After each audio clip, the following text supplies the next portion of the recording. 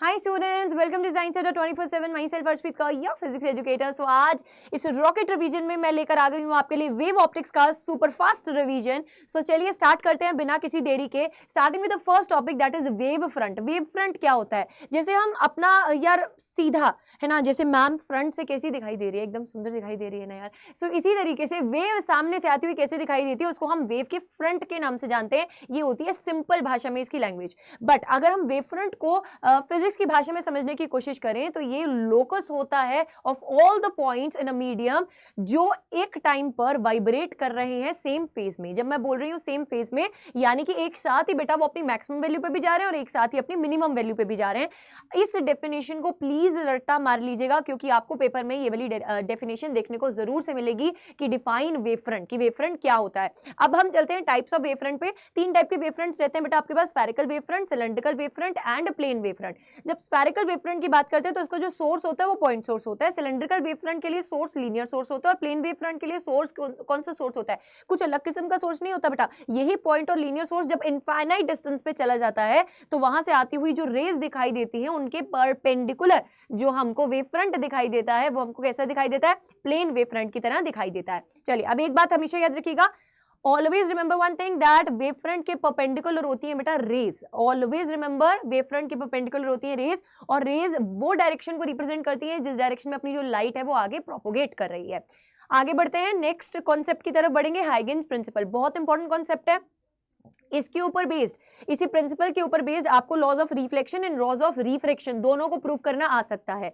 हाइगेन्स principal क्या कहता है कि हर एक पॉइंट बेटा किसी भी प्राइमरी वेव फ्रंट के ऊपर एक्ट करता है as a fresh source of new disturbance, जिसको हम सेकेंडरी वेवलेट के नाम से जानते हैं। अगर मैं इन सब सोर्सेस को सेंटर मानकर फॉरवर्ड डायरेक्शन में एक टेंजेंट ड्रॉ करूं कॉमन, तो बेटा आपके पास ये कॉमन टेंजेंट ज्वाइन करने पर हमें क्या मिल जाता है? सेकेंडरी वेव फ्रंट मिल जाता है। So it basically tells you about कि कैसे प्राइमरी वेव फ्रंट से सेकेंडरी वेव फ्रंट आपका बनता है, आगे कैसे जो वेव है वो प्रोपोगेट करती है आगे किसी भी मीडियम में। सो ये वाली दोनों स्टेटमेंट्स को बेटा अगेन आई विल से कि क्रैम दी स्टेटमेंट्स, ये नोट्स आपको मिल जाएंगे। आपको सिंपली क्या करना है, डिस्क्रिप्शन बॉक्स में जाना है as well as comment section में देखना है, वहां पे आपको कम्युनिटी का ग्रुप मिल जाएगा, लिंक मिल जाएगा मैम का, आपको उसको ज्वाइन करना है। जस्ट आपको ये चीजें मिल जाएंगी, ठीक है। चलिए आगे बढ़ते हैं। नेक्स्ट बेटा हमें पता है that sine I by sine R किसके बराबर होता है? Mu two by mu one के बराबर होता है। लॉज ऑफ रिफ्रैक्शन में ये चीज बहुत इंपॉर्टेंट रहती है बेटा, क्योंकि ये फॉर्मूला आपको स्नेल्स लॉ का प्रूफ करना आ सकता है किससे? हाइगेन्स के प्रिंसिपल से। बेटा एक चीज हमेशा याद रखिएगा, हाइगेन्स के प्रिंसिपल से जब हम कंस्ट्रक्शन करते हैं तो जब आप रिफ्लेक्शन के लॉज को आप बताना चाहते हैं, प्रूफ करना चाहते हैं, साइन आई साइन आर, ये बेसिकली आप angle I is equals to angle R proof करना चाहते हैं, तो उसमें आप क्या करते हैं? जब भी एक वेव फ्रंट बनाते हैं, वेव फ्रंट के परपेंडिकुलर रेज बनाते हैं, वो किसी सरफेस पर फॉल करती हैं एंड फिर वो रिफ्लेक्ट करती हैं। बेटा उस टाइम पर जो लाइट है वो सेम ही मीडियम में रहती है, तो स्पीड भी सेम ही रहती है। जब स्पीड चेंज होती है वो कब होती है बेटा? जब मीडियम चेंज होता है। तो आप रेयर टू डेंसर जा रहे हैं या डेंसर टू रेयर जा रहे हैं, बोथ द केसेस में लाइट का जो स्पीड है वो चेंज होगा। सो अकॉर्डिंगली बेटा आपको डायग्राम्स को बनाना होगा। मैंने कंप्लीट वेव ऑप्टिक्स का वन शॉट इन डिटेल इसी चैनल पर लिया है, आप उस वीडियो को जाकर देख सकते हैं, जिसमें मैंने इन डिटेल आपको पढ़ाया है। After covering all the concepts in detail, आपको तभी ये रॉकेट रिवीजन बेटा हेल्पफुल रह सकता है। चलिए आगे बढ़ेंगे। डॉपलर्स इफेक्ट बेटा आपके सिलेबस में से कट चुका है, इसको मैं नहीं कवर करवाऊंगी। नेक्स्ट आगे बढ़ते हैं। Resultant intensity on superposition. जब हम दो लाइट वेव्स की बात कर रहे हैं, they are superimposing on each other. If I am saying कि ये सुपरपोजिशन के बाद बेटा कंस्ट्रक्टिव या डिस्ट्रक्टिव सुपरपोजिशन कर रही है, यानी कि इनका जो एम्पलीट्यूड है वो बढ़ रहा है या एम्पलीट्यूड ओवरऑल कम हो रहा है। सो बेटा आपको पता है intensity directly proportional to amplitude का स्क्वायर रहता है। जहां पे एम्पलीट्यूड चेंज होगा वहां पे इंटेंसिटी में भी चेंज होगा। सो नेट इंटेंसिटी बेटा उस टाइम पे क्या आ जाती है? I1 + I2 + 2 √ I1 I2 cos of I1 minus of I2। अब ये जो टर्म है 2 √ I1 I2 cos of I1 minus of I2, this is basically the interference term. अगर ये टर्म प्रेजेंट है, यानी कि जो दो आपके पास सोर्सेज से बेटा वेव्स आ रही हैं वो आफ्टर सुपरपोजिशन इंटरफेयर करेंगी, ठीक है। इंटरफेरेंस में मोस्ट ऑफ द टाइम्स बेटा जब भी आप सस्टेन इंटरफेरेंस पैटर्न चाहते हैं, always remember that you have to take coherent sources. Coherent sources कौन से सोर्सेज होते हैं? जिनका फ्रीक्वेंसी सेम होता है, जिनके बीच में कोई भी फेज डिफरेंस नहीं होता, या फिर कांस्टेंट फेज डिफरेंस रहता है। एम्पलीट्यूड डिफरेंट हो भी सकता है, there is no such condition on amplitude things. Okay ji. Next अगर हम बात करते हैं आपको पता है बेटा मैक्सिमम से मैक्सिमम इंटेंसिटी कितना हो सकता है, मैक्सिमम से मैक्सिमम एम्पलीट्यूड कितना हो सकता है बेटा। अगर मैं बात करूं दोनों वेव्स का एम्पलीट्यूड अगर सेम है तो मैक्सिमम से मैक्सिमम एम्पलीट्यूड 2a के बराबर हो सकता है। तो वहीं पर अगर मैं इंटेंसिटी की बात करूं तो इंटेंसिटी 4i नॉट के बराबर हो सकती है या 4i के बराबर हो सकती है, वेयर इंटेंसिटी i या i not will be the intensity of the one wave. I minimum बेटा, मिनिमम से मिनिमम अगर आपके पास क्रेस्ट ट्रफ के ऊपर लाई कर जाता है उस केस में बेटा आपके पास इंटेंसिटी क्या हो जाती है, मिनिमम, यानी कि 0 के इक्वल हो जाती है। फिर आगे बढ़ेंगे, maximum intensity to minimum intensity, very very very important formula. इसके ऊपर बेस्ड न्यूमेरिकल आने के चांसेस बहुत ब्राइट है। Under root of i1 plus under root of i2 whole का square divided by under root of i1 minus of under root of i2 whole का square. This formula based numerical will be seen in your exam. बेटा यहाँ पे i1 and i2 are individual intensities of the light waves. यहाँ पे maximum to minimum के case में बेटा आपको i1 i2 की वैल्यू दी होगी, आपको रेशियो निकालनी होगी, ठीक है। सो ये वाला फॉर्मूला प्लीज याद रखिए। देन बात करते हैं what is the relationship between phase difference and path difference. Very important relationship बेटा, phase difference is equals to 2 pi by lambda into path difference. यानी कि अगर आपको पाथ डिफरेंस पता है आप फेज डिफरेंस निकाल सकते हैं, अगर आपको फेज डिफरेंस पता है आप पाथ डिफरेंस निकाल सकते हैं। अब यहाँ पे एक कंडीशन रहती है n की। बेटा अगर मैं बात करूं कंस्ट्रक्टिव या डिस्ट्रक्टिव सुपरपोजिशंस की, तो कंस्ट्रक्टिव सुपरपोजिशन में जितने भी फेज डिफरेंसेस होते हैं वो इवन मल्टीपल ऑफ पाई होते हैं और path differences even multiples of lambda बटा 2 होते हैं। वहीं पर अगर हम डिस्ट्रक्टिव सुपरपोजिशन की बात करें तो फेज डिफरेंस बेटा ऑड मल्टीपल ऑफ पाई होता है एंड पाथ डिफरेंस आपके पास ऑड मल्टीपल ऑफ लैम्डा बटा 2 होता है। जहां पे n आपका कहां से स्टार्ट होता है बेटा, n starts from 0 1 2 3 and so on. अगर आप यहाँ पे 2n प्लस 1 ले रहे हैं तो आप n की लिमिट को 0 से स्टार्ट करेंगे। अगर आप डिस्ट्रक्टिव के केस में 2n माइनस 1 ले रहे हैं तो आप n की लिमिट को 1 से स्टार्ट करेंगे। सो प्लीज मेक श्योर दैट आपको ये चीज में क्लैरिटी है, यहां पे आप कंफ्यूज नहीं हो रहे हैं। आगे बढ़ेंगे बेटा, नेक्स्ट टॉपिक की तरफ बढ़ते हैं, interference of a light waves की बात करते हैं। As we all know that YDSE experiment का अब इन डिटेल आपको डेरिवेशन एज वेल एज अगर हम बात करें पाथ डिफरेंस का है ना, फ्रिंज विड्थ का, ये सब डेरिवेशंस अब सिलेबस में नहीं है, बट स्टिल अगर आपको एक्सपेरिमेंट की बात करें, उनकी कंडीशंस की बात करें तो वो बहुत इंपॉर्टेंट है बेटा। सो YDSE में एक्चुअली होता क्या है, this is also refer to as Young's double slit experiment. YDSE का फुल फॉर्म, यहाँ पर 2 स्लिट्स होती हैं, दोनों स्लिट्स के बीच में छोटू सा डिस्टेंस होता है जिसको हम स्मॉल d से डिनोट करते हैं। यहाँ पे बेटा स्लिट एंड स्क्रीन के बीच में जो डिस्टेंस होता है उसको कैपिटल D से डिनोट करते हैं। और हम मान के चलते हैं ये स्लिट स्क्रीन को अगर बिल्कुल बीच में से मैं एक लाइन ड्रॉ करूं, this C is the centre point. बेटा P यहाँ पे कोई ऑब्जर्वेशन पॉइंट रहता है जिसके बारे में हमें नहीं पता है कि ये मैक्सिमा बनाएगा या मिनिमा बनाएगा इस दिस पॉइंट पर, यानी कि यहाँ पे फ्रिंज जो है वो ब्राइट बनेगी या डार्क बनेगी, ठीक है। सो अब आपको एक चीज याद रखना है बेटा, यहाँ C से P पॉइंट तक की हाइट को हम H से डिनोट करते हैं। कई कई कंडीशंस में हम इसको Y से भी डिनोट कर लेते हैं या X से भी डिनोट कर लेते हैं, बट आप एक सिंबल को याद रखिएगा और उसी सिंबल को फॉलो कीजिएगा। यहाँ इस नोट्स में मैंने X को लिखा है बेटा पाथ डिफरेंस और हाइट को मैंने रिप्रेजेंट किया है H से। तो ये चीज देखी गई कि अगर हम यहाँ पे अपना थोड़ा सा दिमाग लगाएंगे, ट्राइंगल की हेल्प से बेटा साइन ऑफ थीटा की वैल्यू निकालेंगे, सो ये चीज पाई गई कि x यानी कि पाथ डिफरेंस बेटा h small d by capital D निकल के आता है, where h is the height, small d is the distance between the two slits and capital D is the distance between the slit and the screen, ठीक है जी। सो यहाँ पे बेटा हम इस पाथ डिफरेंस को एक बार मैक्सिमा और एक बार मिनिमा की कंडीशन के साथ, पाथ डिफरेंसेस के साथ इक्वेट करेंगे तो हमको हाइट की वैल्यू मिल जाएगी। अब जब मैं हाइट की वैल्यू बोल रही हूँ तो उसका मतलब क्या है बेटा, जो P पॉइंट है वो मैक्सिमा भी बन सकता है, वो मिनिमा भी बन सकता है, बट ये मेक श्योर करें कि आपको याद है कि सेंट्रल हमेशा क्या बनता है, मैक्सिमा बनता है। Central fringe is always maxima, उसके बाद ऊपर बेटा कॉन्सिक्वेंटिवली आपके पास सेकेंडरी मिनिमा, मैक्सिमा, फिर minima, like so on alternative bands बनते रहते हैं। सेंटर से ऊपर और सेंटर से नीचे पैटर्न बिल्कुल सेम रहता है। अगर P डार्क पॉइंट है तो हाइट की वैल्यू बेटा कितनी होती है, 2n-1 lambda capital D divided by 2D।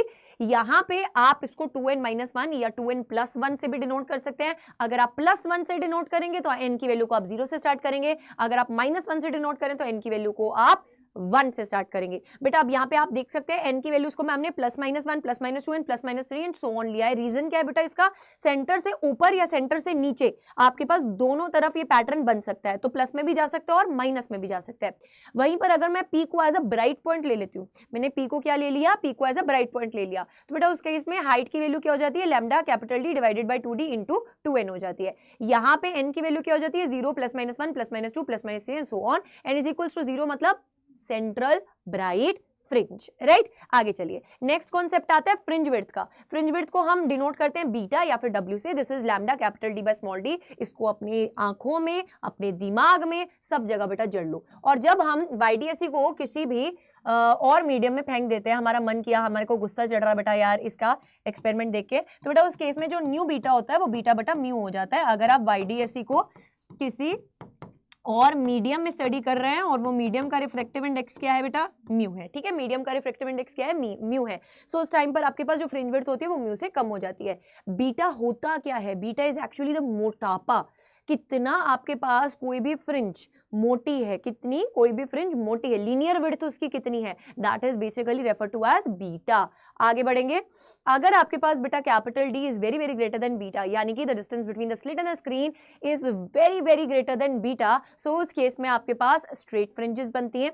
अगर D is not very very greater than beta तो उस केस में आपके पास हाइपरबोला फ्रिंजेस बनती हैं।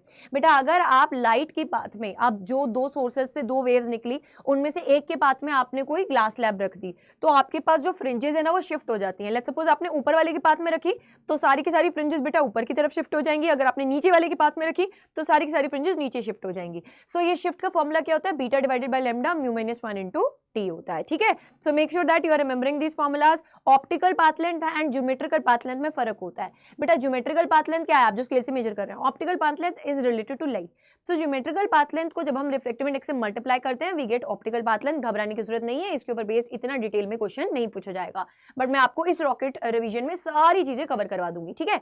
देन नेक्स्ट आपके पास आता है डाइफ्रैक्शन। डाइफ्रैक्शन क्या होता है, सिंगल स्लिट डाइफ्रैक्शन बेटा। Again I will say this is not in your syllabus according to, अगर मैं बात करूं डेरिवेशन पॉइंट ऑफ व्यू से, बट इसका जो बेसिक आइडिया है एज वेल एज इसके जो कंडीशंस हैं वो इंपॉर्टेंट है बेटा। जितनी भी कंडीशन अपन इंटरफेरेंस में पढ़ के आए हैं ना बाबू, वही सेम सारी कंडीशंस डाइफ्रैक्शन में लगानी है, बस यहाँ पे मैक्सिमम मिनिमा को क्या कर देना है, इंटरचेंज कर देना है बेटा। इस केस में अगर हम थीटा की बात करें तो थीटा होता है path difference divided by D. ये बेसिक फॉर्मूला है जो आपको अपनी आंखों में जड़ लेना है, जड़ लीजिए बेटा। थीटा आपके पास path difference divided by D होता है। थीटा यहाँ पे क्या है मैम, बेसिकली बेटा अगर मैं बात करूं, ये आपके पास कोई वेव जा रही है, ठीक है, हॉरिजॉन्टल के विद रिस्पेक्ट टू इसका कितना एलिवेशन है, that is refer to as theta, और ये थीटा एंगल हमेशा सेम रह रहा है, theta angle is always same, ठीक है बेटा। अगर अपने पास पी पे क्या बन रहा है, डार्क पॉइंट बन रहा है, पी पे क्या बन रहा है, डार्क पॉइंट बन रहा है, तो आप देख सकते हैं थीटा की वैल्यू मैंने क्या लिखी है, 2n lambda divided bye 2d लिखी है।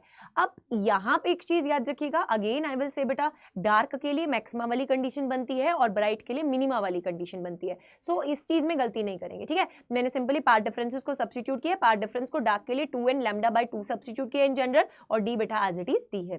तो these are some n values जो गिवन है बेटा, n की वैल्यू +-1 +-2n सो ऑन।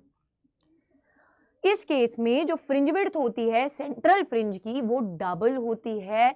अगर हम YDSE की कंपैरिजन में बात करें, वहां पे फ्रिंज विड्थ थी lambda capital D by small d, यहाँ पे बेटा फ्रिंज विड्थ है 2 lambda capital D by small d, 2 गुना है, क्या है, 2 गुना है। चलिए आगे चलेंगे। अगर P पर अपने पास क्या है बेटा, ब्राइट पॉइंट बन रहा है, उस केस में अपने पास हाइट क्या हो जाती है, थीटा इंटू डी हो जाती है। तो थीटा हम ऑलरेडी निकाल के आए, इंटू कैपिटल D कर दीजिए। So for P to be bright point अपने पास H की कंडीशन ये आ जाएगी। और अगर हम P को डार्क पॉइंट मान रहे हैं तो बेटा आपके पास कंडीशन देखो, वेवलेंथ की अगर हम बात करें, सॉरी पाथ डिफरेंस की बात करें, कौन सा बेटा, 2n lambda divided by 2 is basically the path difference. Small d तो था ही क्योंकि आपके पास theta path difference divided by d था, तो ये थीटा है, तभी मैंने बोला थीटा आप याद रखिए जनरल। ध्यान से देखिए एक बार, दोबारा से आपको बताते हैं बेटा, theta path difference divided by d था, पाथ डिफरेंस के जनरल फॉर्मूलाज आपको पता है, मिनिमा मैक्सिमा के इंटरचेंज करने हैं, ये d एज इट इज है। हाइट का फॉर्मूला निकालेंगे तो थीटा इनटू आप कैपिटल D कर देंगे। So these are respectively the formulas for that. उसके बाद very very very important, intensity distribution curve. अगर हम डाइफ्रैक्शन के केस की बात करें ना बेटा, तो इंटेंसिटी जो रहती है वो बराबर नहीं रहती है। अगर हम secondary, tertiary and so on आगे मैक्सिमस तक चलते जाएं तो आप देखते हैं कि इंटेंसिटी जो है वो ड्रॉप होती जाती है, इंटेंसिटी जो है वो ड्रॉप होती जाती है। अब मेरी बात एक समझ के देखना बेटा, डाइफ्रैक्शन के केस में ऐसा क्यों होता है, why does this happens, because every time we are going to find a point on the screen, बेटा आपके पास जो कॉन्ट्रीब्यूशन है ना स्क्रीन पर, जिसकी वजह से आपके पास इमेज बन रही है, यानी कि आपके पास जो स्लिट की कॉन्ट्रीब्यूशन है वो लगातार कम होती रहती है, ठीक है। पहले 1/3 कॉन्ट्रीब्यूट, फिर 1/5 कॉन्ट्रीब्यूट, फिर 1/7 कॉन्ट्रीब्यूट, फिर 1/9 कॉन्ट्रीब्यूट। क्यों?